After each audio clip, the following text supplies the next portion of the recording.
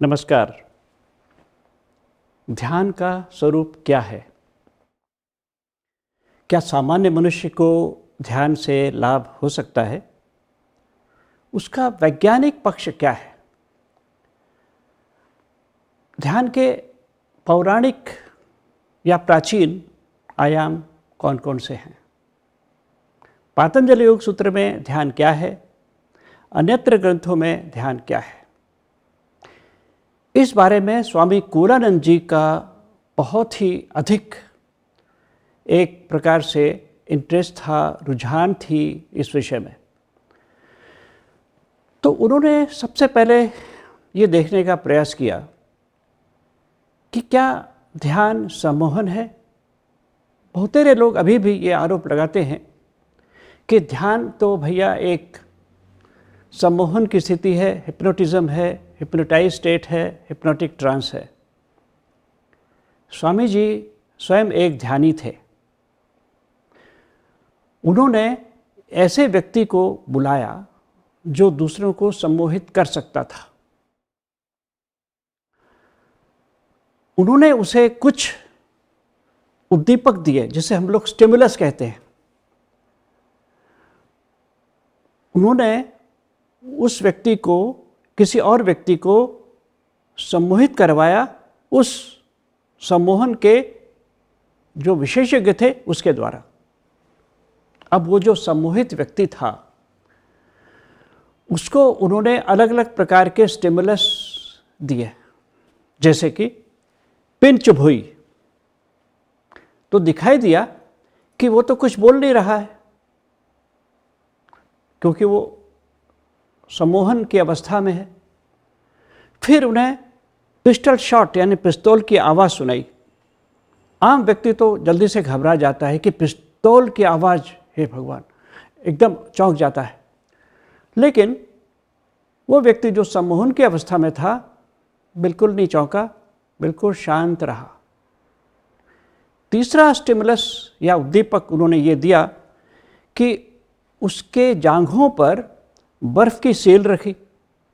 आम आदमी जब ठंड लगती है तो एकदम ऐसा अचानक से रिफ्लेक्स एक्शन होती है और वो जो तुरंत प्रक्रिया होती है वो हुई, लेकिन यहाँ पर नहीं हुई। सम्मोहन की अवस्था में उस व्यक्ति को कुछ भी प्रभाव नहीं पड़ा। वो वैसे ही शांत बैठा रहा, न उसने कोई मूवमेंट की, हलचल की, कुछ भी नहीं।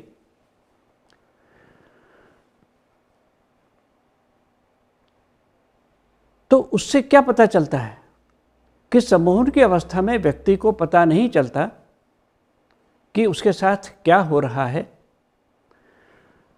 उसके बाद फिर उसी सम्मोहन जिसका किया गया था उस व्यक्ति से पूछा गया, क्या आप जानते हैं आपके साथ क्या क्या हो रहा था? तो उस व्यक्ति ने कहा, नहीं, मुझे नहीं पता क्या क्या हो रहा था। अब उसके बाद स्वामी जी ने एक ऐसे व्यक्ति को जो समाधि की अवस्था में जा सकता था, जिसे लय समाधि आप देख रहे हैं, आपके सामने लिखा हुआ है, लय समाधि। हमारे देश में 4 प्रकार के योग हुआ करते थे योगोपनिषद के अनुसार। उन चारों को महायोग कहा जाता था, महायोग।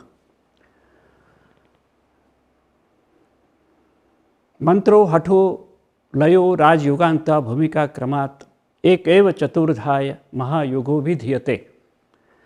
तो उसमें से जो लय योग है उसके द्वारा व्यक्ति लय समाधि में भी जा सकता था। ये जो विद्या है अभी लुप्त प्राय सी है, कहीं कहीं कुछ आश्रमों में जरूर वो दिखाई देती है। तो ऐसा ही एक व्यक्ति लय समाधि में जा सकता था। उसका नाम था कोरवाडकर, जो मुंबई का रहने वाला था। उसे बुलाया गया। अब उसे भी वही स्टिमुलस यानी उद्दीपक दिए गए जो कि सम्मोहन की अवस्था वाले व्यक्ति को दिए गए थे। यानी कि पहले पिन चुभोई गई तो उसने भी कोई प्रतिसाद नहीं दिया, रिस्पांस नहीं था। उसके बाद पिस्तौल शॉट सुनाया गया, वो बिल्कुल निर्विकार रहा। उसके बाद बर्फ़ की सील रखी उसके जांघों पर, फिर भी शांत बना रहा। तो लोगों ने ये सोचा कि भाई दोनों में समानता तो है, लेकिन दिखाई ये दिया कि उसका कनेक्शन लगाया गया था ईईजी के साथ, इलेक्ट्रोएन्सेफेलोग्राफी मशीन के साथ। सम्मोहन वाले व्यक्ति को जब भी ये स्टिमुलस दिए गए थे अलग अलग, तो उसमें दिखाई दे रहा था कि भले ही वो कुछ नहीं कह रहा हो, लेकिन मशीन बता रही है कि उसे कहीं न कहीं प्रभाव पड़ रहा है, उसमें कुछ परिवर्तन दिखाई दे रहा था। लेकिन जो ध्यान की समाधि की अवस्था में, लय समाधि में था, जब ये मशीन को देखा गया तो उसमें किसी प्रकार की हलचल नहीं थी, बिल्कुल जैसे कि कुछ हुआ ही नहीं है उसे। अब देखिए, ध्यान की अवस्था में उस व्यक्ति ने क्या किया, मन को शरीर से अलग कर लिया। बौद्ध दर्शन में तो ये कहा जाता है, जब आप मन को शरीर से जुदा कर लें तो आपको किसी प्रकार की भी वेदना नहीं होती। वेदना उसी समय होती है जब हम शरीर और मन के साथ में संयोग करते हैं, ऐसा बौद्ध दर्शन का कहना है। तो उसने अपने मन को पूरी तरह से अलग कर लिया और इसी कारण से उसे बिल्कुल भी इस प्रकार से प्रभाव नहीं पड़ा कि मशीन कुछ दिखा पाए। मजे की ये बात रही कि जब उससे पूछा गया, बाद में इंटरव्यू लिया गया कि भाई क्या आप जानते थे कि आपके साथ क्या हो रहा है। बड़े आश्चर्य की बात थी कि उसने कहा, हाँ मुझे पता था। क्या पता था? सबसे पहले आपने पिन चबोई, उसके बाद आपने पिस्टल शॉट सुनाया, उसके बाद में बर्फ़ की सील रखी। आपको पता था? हाँ बिल्कुल पता था। हम कैसे जाने? क्योंकि उस समय एक छोटी बच्ची घर आई थी आपके लेबॉर्ट्री में, तो लोगों ने कहा इससे बाहर निकालो, ये कुछ तंग करेगी। था ना ऐसा? इसका मतलब कि मुझे पता है कि क्या क्या हो रहा था वहाँ। अब देखिए, सजगता थी उसे, लेकिन मशीन उसको कैच नहीं कर पा रही थी। ये बहुत बड़ी बात थी। सो स्वामी जी ने 1956 में ये प्रयोग किया था और उस समय टाइम्स ऑफ इंडिया में इसके बारे में छपा था। अब इससे एक बात सिद्ध होती है कि ध्यान का मूलभूत तत्व ये है कि आप सजग रहते हैं। हाँ, सजगता आपकी बहुत सूक्ष्म हो जाती है, इसमें कोई दो राय नहीं, लेकिन आप बिल्कुल सजग ही नहीं हैं। आपको पता ही नहीं आगे पीछे क्या हो रहा है। लोग कहते हैं कि मुझे बिल्कुल पता नहीं था यहाँ से कौन गया कौन आया, मैं तो बिल्कुल ही अलग था, मुझे बिल्कुल पता नहीं था। शायद सो रहा हो। ध्यान में सजगता बनी रहती है। सजगता तो उसका मूल मंत्र है ध्यान का। लेकिन लोग बाग ये समझते हैं कि बिल्कुल विचारों को दूर कर दो, निकाल दो, विचारों को रोक दो। ये सब गलत धारणाएं फैली हुई हैं। तो स्वामी जी ने गलत धारणाओं को दूर करने का प्रयास अपने प्रयोगों द्वारा किया, ताकि शुद्ध स्वरूप योग का, ध्यान का, समाधि का सामने आ सके। उनका एक और भी मत था कि संशोधन जो किया जाए वो मूलभूत हो योग में, क्योंकि अगर आप मूलभूत यानी कि बेसिक रिसर्च, फंडामेंटल रिसर्च नहीं करेंगे तो थेरेपी में उसका उपयोग क्या कर पाएंगे। और इसीलिए स्वामी जी ने शुरू में थेरेपी की तरफ उतना ध्यान नहीं दिया। विदेशी पत्रकारों ने जब उनसे पूछा कि थेरेपी तो आजकल काफ़ी ज़्यादा लोकप्रिय है, आप क्यों नहीं उस पर ध्यान दे रहे हैं, उन्होंने कहा देखिए, थेरेपी जो है, योग उपचार, वो उस समय कारगर हो सकता है जब हम योग के मूलभूत स्वरूप को समझें, और ये काम अभी हम कर रहे हैं। बाद में हम धीरे धीरे साइकोफिजियोलॉजी की तरफ आएंगे। अभी रेडियोलॉजी की तरफ हम हैं, बाद में साइकोफिजियोलॉजी से भी आगे जाएंगे, मनुशारीर जो प्रयोग है उस पर। उसके बाद में अध्यात्म में हम प्रवेश करेंगे, जहाँ हम ध्यान के मूलभूत तत्वों को जानने का प्रयास करेंगे और उसके द्वारा समाधि क्या हो सकती है, उसका मूलभूत जो तत्व है उसे हम जानने का प्रयास करेंगे। स्वामी जी ने बहुतेरे प्रयोग किए, 84 प्रयोग किए, जो अभी भी इतने अधिक हैं कि विदेशी जो वैज्ञानिक हैं आश्चर्य जताते हैं कि उस समय जबकि ऐसे कोई इंस्ट्रूमेंटेशन भी बहुत ज़्यादा नहीं था, उन्होंने ये कैसे किया होगा। स्वामी जी का ये एक बहुत बड़ा योगदान ये रहा कि उन्होंने योग की प्रक्रियाओं को वैज्ञानिक अधिष्ठान दिया, और उसी का परिणाम यह है कि आज पूरे संसार में योग जो फैला है ये स्वामी जी की देन है, ऐसा कहा जा सकता है। कुछ और लोगों ने उसे प्रचार करने का प्रयास किया, ये बात अलग है, पर जो ज्योत जलाई, ज्योति, वो स्वामी जी ने जलाई, इसमें कोई दो राय नहीं। अब उसके बाद बहुत से प्रयोग भी हुए स्वामी जी के जाने के बाद। तो एक प्रयोग जिसके बारे में आपको हम आज बताना चाहते हैं कि हठयोग के जो प्रकार हैं, हठयोग का जो अभ्यास है, उसमें भी ध्यानात्मक अनुभव की गहराई होती है। बहुत से लोग ये समझते हैं कि आसन है तो वो फिजिकल एक्सरसाइजेस हो गया। नहीं, जब तक उसमें ध्यानात्मक अनुभव की गहराई नहीं है तो उसे हम आसन भी नहीं कह सकते। और ये बात कदम कदम पर हठयोग के ग्रंथों में भी दिखाई देती है। पातंजलि योग में तो है ही, क्योंकि पातंजलि योग राजयोग का एक प्रातिनिधिक स्वरूप है। हठयोग के ग्रंथ घैरण्ड संहिता में यहाँ तक कहा गया है कि जब आप क्रियाएं करते हैं, शुद्धि क्रियाएं, तब वो भी अनुभवात्मक पद्धति से की जाएं, एक्सपीरियंशियल वे में की जाएं। अब बताइए, हठ प्रदीपिका में भी कहा गया है कि हठयोग राजयोग के बिना अधूरा है और राजयोग हठयोग के बिना अधूरा है। ये तो शुरुआत की बात है कि जब हम शरीर से शुरुआत करते हैं तो उसे हम लोग कहते हैं हठयोग, शुरुआत करते हैं।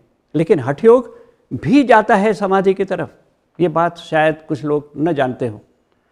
और जब हम मन से शुरुआत करते हैं तो उसे पातंजलि योग सूत्र कहते हैं। चित्त से शुरुआत करते हैं, चित्त शांति, और फिर प्राण शुद्धि होती है, चित्त शुद्धि, प्राण शुद्धि।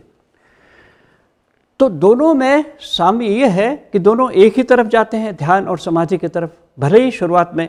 अब हठयोग में क्या है कि शरीर मन को कहता है कि सही ढंग से काम कर, शरीर मन से कहता है सही ढंग से काम कर। पातंजलि योग सूत्र में क्या है, मन शरीर से कहता है कि सही ढंग से काम कर। अब दोनों ही एक दूसरे का सुनेंगे जब, तो एक सुंदर माइंड बॉडी इंटरेक्शन हो जाता है, जिसे हम लोग योग में चित्त और प्राण का इंटरेक्शन कहते हैं, आपस में संबंध जो होता है पारस्परिक, उसे। अब इसी को लेकर एक प्रयोग हमने किया गया। जर्मनी से एक साइंटिस्ट आई थी हमारे यहाँ, लेखनिट। तो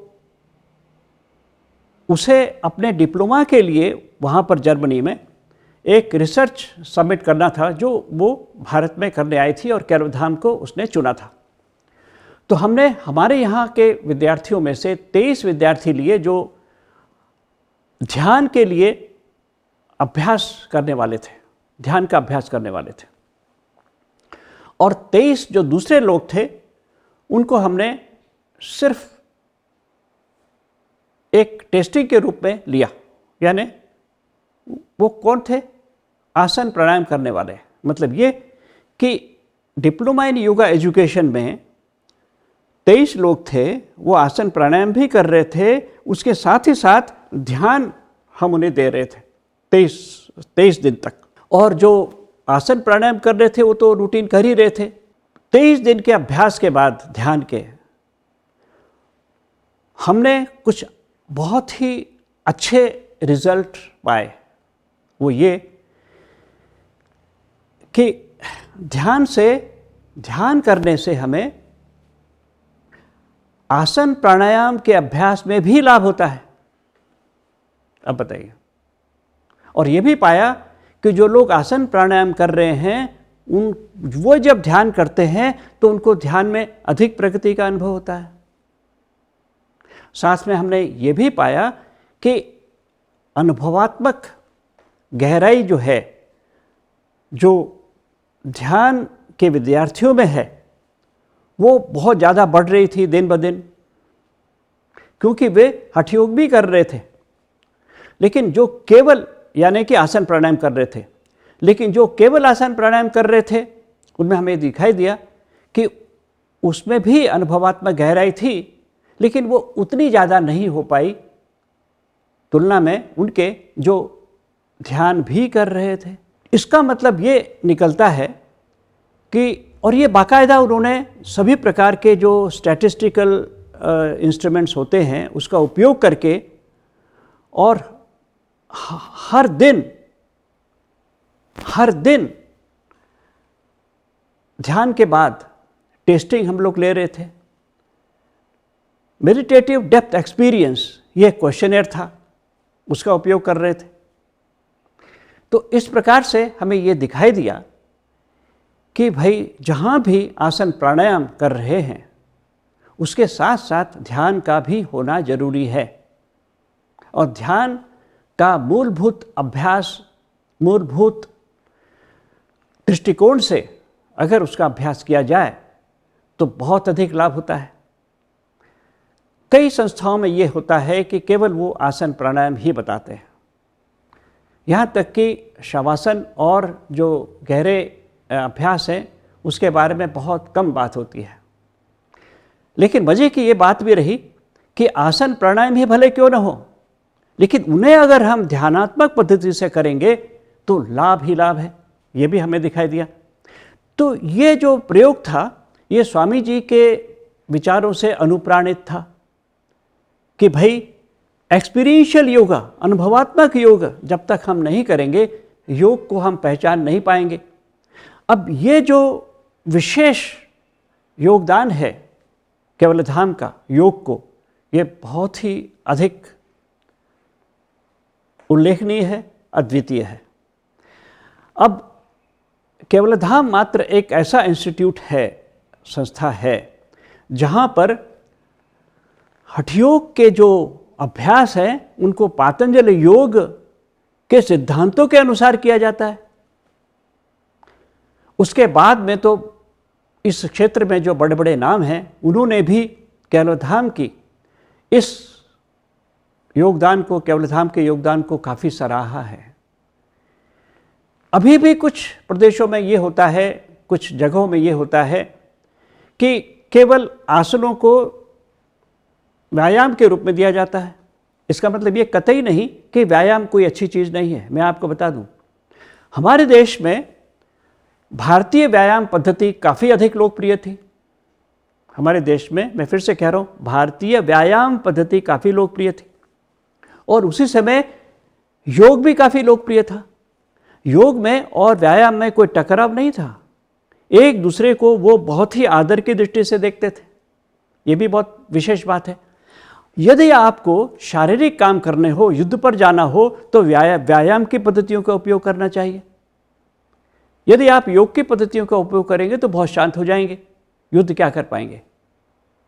तो इसीलिए जब आपको अंदर की यात्रा करनी है, अंतर की यात्रा करनी है, तो वहाँ पर योग आपको साथ देगा और अनुभवात्मक पद्धति से योग। और आजकल तो एक किसी शख्स ने इस पर पीएचडी भी कर ली है कि अगर हम दोनों का उपयोग करते हैं तो बहुत लाभ होता है। और वे हैं चेन्नई के डॉक्टर पुष्पराजन। उन्होंने ये कहा कि सुबह अगर आप एक्सरसाइज करते हैं, व्यायाम करते हैं, बहुत अच्छा, लेकिन शाम को आपको योग और ध्यान करना चाहिए, एक संतुलन रहता है। तो इस प्रकार के मूलभूत चीज़ें स्वामी जी ने हमें सिखाई। हम आशा करते हैं कि इसका उपयोग अधिक से अधिक लोग करेंगे। और केवलधाम में अलग अलग प्रकार के वर्कशॉप होते हैं, कार्यशालाएं होती हैं, उनका उपयोग करेंगे और योग का जो सही स्वरूप है जानने में स्वामी कुलानंद जी के सपनों को साकार करेंगे। तो बस आज इतना ही, और आपको बहुत बहुत धन्यवाद जो आपने बहुत ही अधिक ध्यान से इसे सुना। और फिर हम कभी मिलेंगे। धन्यवाद, नमस्कार।